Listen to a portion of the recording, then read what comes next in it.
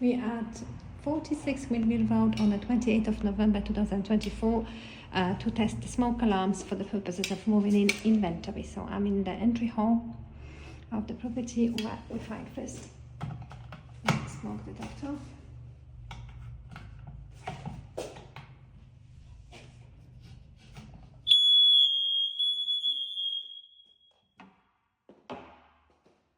Find carbon monoxide detector in the cupboard with the boiler.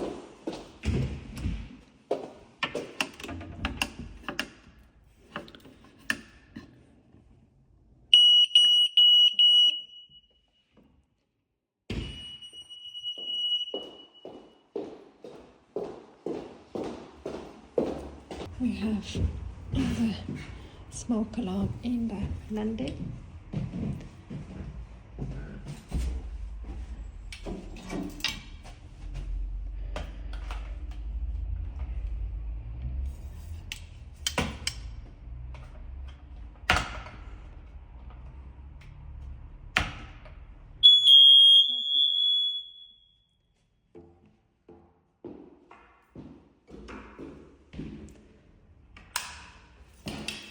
Smoke alarm in the first bedroom upstairs.